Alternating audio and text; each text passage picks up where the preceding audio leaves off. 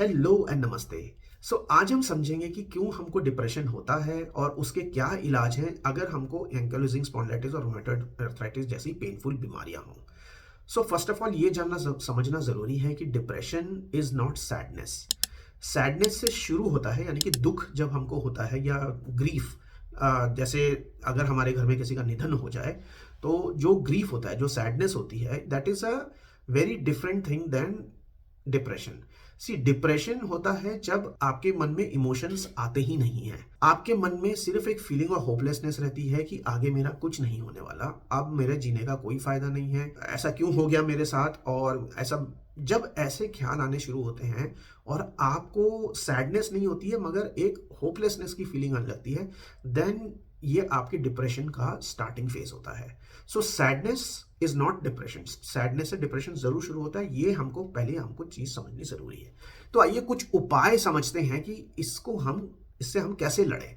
What are the best ways of fighting with depression when you have chronic pain. Naturally हमको हमारा सबसे बड़ा root cause है जिसकी वजह से हमको डिप्रेशन होता है, वो है बिकॉज ऑफ क्रॉनिक पेन।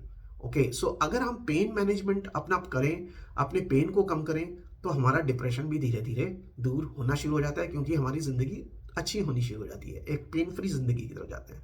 इसके लिए आपको जो एक्सरसाइजेज हैं वो आपको करनी ज़रूरी है। द मोस्ट इंपॉर्टेंट एक्सरसाइज जो पेन मैनेजमेंट में आती है वो है इगोस्क्यू।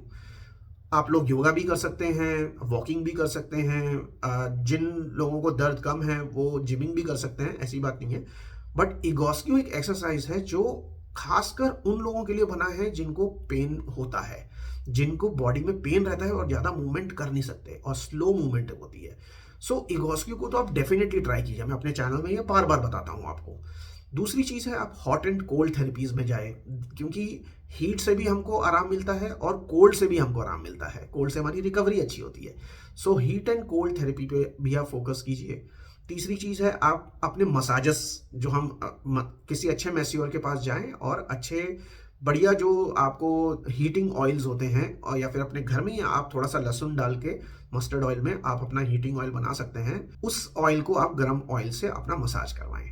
उससे भी हमको काफ़ी पेन कम होने का फ़ायदा होता है। और मसाज आराम से कराएं, धीरे से कराएं, बहुत टाइट मसाज कराने की ज़रूरत नहीं है, उससे आपका पेन बढ़ सकता है। Pain management is the first thing that you have to do. Second is medication. Medication क्यों ज़रूरी है? मेडिकेशन इसलिए ज़रूरी है ताकि आप अपना इन्फ्लेमेशन कंट्रोल कर सकें। इन्फ्लेमेशन आपके डेफिनेटली आपके अंदर हो रहा है, ये आपके इम्यून सिस्टम में इन्फ्लेमेशन हो रहा है।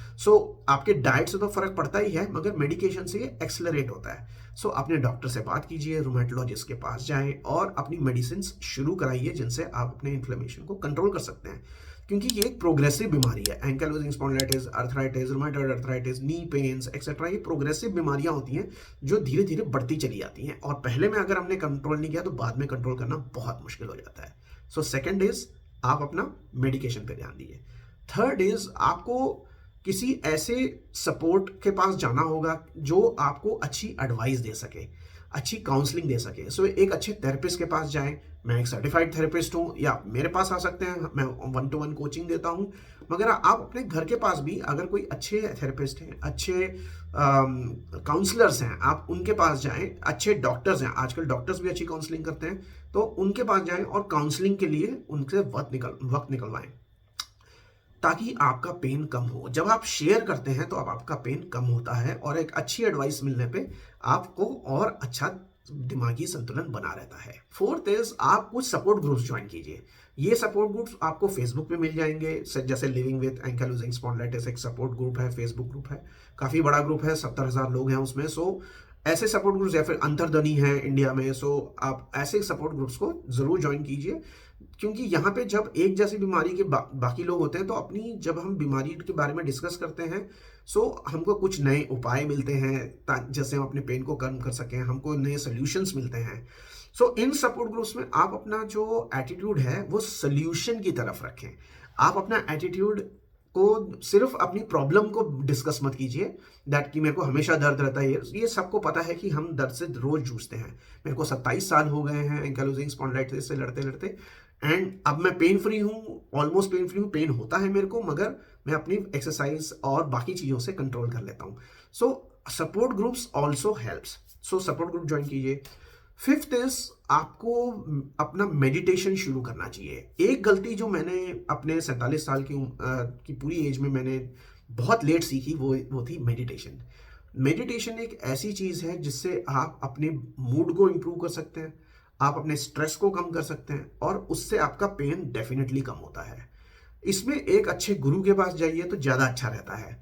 यूजली आप आजकल ऐप्स भी हैं, आप मुझसे भी कनेक्ट कर सकते हैं। मैं एडवांस प्राणिक हीलर हूँ, ई हिप्नोथेरेपिस्ट हूँ, और हम मेडिटेशन सेशंस भी कराते हैं। सो मेडिटेशंस करना बहुत बहुत बहुत ज़रूरी है। उससे आपकी बॉडी को काफ़ी रिलैक्सेशन और काफ़ी अच्छी सूदिंग फीलिंग मिलती है। सो this is my tip number 5। Tip number 6 is balance nutrition. So naturally जो आप अच्छा, अगर आप अच्छा खाओगे तो आप अच्छे थॉट्स आएंगे, आप अच्छी तरह से आपका बॉडी वेट बना रहेगा, आपके ब्लड प्रेशर बना रहेगा, आपका कोलेस्ट्रॉल कंट्रोल में रहेगा, आपकी इन्फ्लेमेशन कंट्रोल में रहेगा। सो आपको अपना खाने पे खासकर ध्यान देना ज़रूरी है। सो खाने में आप लीफी ग्रीन्स खाएं, शुगर को अवॉइड कीजिए, बाहर का खाना ज़्यादा मत खाइए, एंड मिल्क को भी थोड़ा अवॉइड कीजिए। बट लीफी ग्रीन्स खाएं, दाल चावल खाएं, चावल खा सकते हैं, बहुत अच्छी बात है। ये कुछ बेसिक्स में रहें और कम खाएं। ओके, अपने वेट पे फोकस कीजिए। Now that is my 6 tip. 7 tip है कि आप एक रूटीन बनाएं अपना। अगर आप डिप्रेशन में होंगे तो यूजली क्या होता है, सुबह उठने के बाद आपको कुछ काम करने का मन ही नहीं करेगा। आप बोलेंगे कि पड़े रहते हैं ऐसे ही, और सोच और नेगेटिव थॉट्स में चले आते हैं हम। सो इससे बढ़िया आप अपना एक रूटीन बनाइए। एक रूटीन जो मैं आपको सजेस्ट करूंगा वो होता है 10-10-10 routine. Okay, so 10 minutes of exercise, simple exercise कीजिए, सिंपल स्ट्रेचिंग। बेड में ही बैठ के थोड़ा कंधे हिला लिए, थोड़ा हाथ ऊपर कर लिया, थोड़ा चेस्ट ओपन कर लिया। ओके, एंड थोड़ा सा राइट हो गए, थोड़ा लेफ्ट हुए। सो ऐसे आप 10 मिनट तक करते रहें। ओके, सो 10 मिनट माइल्ड एक्सरसाइजेस कीजिए अगर आपको बहुत ज़्यादा पेन है। और अगर आपको पेन नहीं है तो 10 मिनट आप अपने बेड से उठ के सिंपल स्ट्रेचिंग कीजिए, सिर्फ 10 मिनट्स, नथिंग मोर। फिर 10 मिनट्स के लिए आप मेडिटेशन कीजिए। सिंपल सा फ्लूट म्यूजिक लगाइए, सिंपल सी कोई भी म्यूजिक लगा के आप मेडिटेशन कर सकते हैं। आप अपने भगवान का नाम ले सकते हैं, ओम गणेशाय नमः, ओम नमः शिवाय, या फिर ओम साई राम। जो आपको अच्छा लगता है उस मंत्र को उच्चारण कीजिए, और 10 मिनट तक आप सिर्फ अपनी शांति कीजिए, मन की शांति रखिए। अगले 10 मिनट के लिए आप अपने दिन के गोल सेट कीजिए कि आगे मेरे को इस दिन, आज मुझे क्या करना है। ज्यादा कुछ करने की जरूरत नहीं है, 1 या 2 गोल्स बनाएं जो आप उस दिन में करना चाहते हैं, बड़े गोल्स। जैसे ये कुछ भी हो सकता है, जैसे आपको अगर आपको किसी से मिलना है तो वो एक गोल हो सकता है। अगर आपको किसी को फोन करना है जो आपने बहुत दिनों से नहीं किया है तो वो एक गोल हो सकता है। अगर आपको आज अच्छा खाना खाना है तो वो एक अच्छा गोल हो सकता है। सो ऐसे 1 या 2 गोल्स पे आपको उसको लिखें और उसको आप काम कीजिए उसको। So this is called as establishing routine. अगर आपका एक ऐसा रूटीन बनता है तो एक दिन का टोन सेट हो जाता है जिससे आप अपना पूरा काम खत्म कर सकते हैं। नाउ 8वां और मेरा बोनस टिप ये होगा कि अपना आप माइंडसेट जो है ना केवल पॉजिटिव रखें। सो आपको पॉजिटिव तो सोचना जरूरी ही है, मगर आप नेगेटिव सोचना थोड़ा कम करें। Now it is very difficult जब आपको पेन हो कि हम नेगेटिव ना सोचें, मगर आपको अनसर्टेनिटी, आपके अंदर का जो विश्वास डगमगाता है, आपके बिलीफ सिस्टम को जो तोड़ता है, वो ये सब नेगेटिव सेल्फ टॉक होता है। स्टडीज हैं उनमें ये देखा गया है कि जब आप कम नेगेटिव होते हैं उसका ज्यादा इंपैक्ट होता है विज़ जब आप पॉजिटिव होते हैं। सो मैं तो ये बोलूंगा कि आप पॉजिटिव तो जरूर रहिए और बहुत अच्छे से पॉजिटिव रहिए। अपनी जिंदगी का जो विजन है, एक ग्रैंड विजन बनाइए, ठीक है, और उसके ऊपर काम कीजिए। जैसे मैं बता रहा हूँ 10-10-10 रूल यूज कीजिए।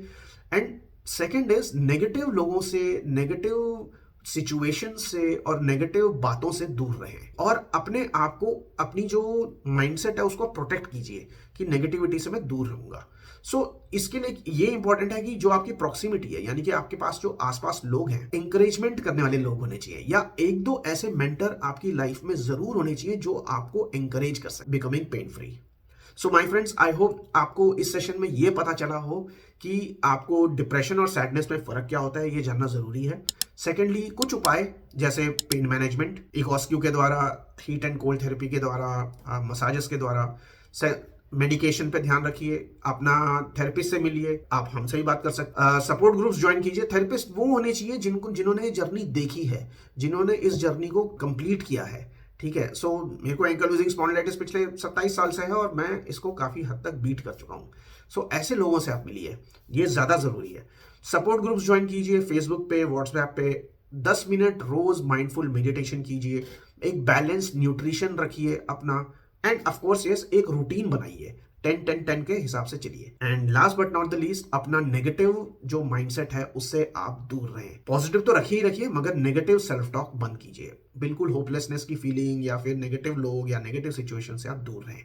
ओके, सो आई होप आपको ये सारे सजेशंस दिए ये पसंद आए। And till next video, keep rebuilding your pain free life.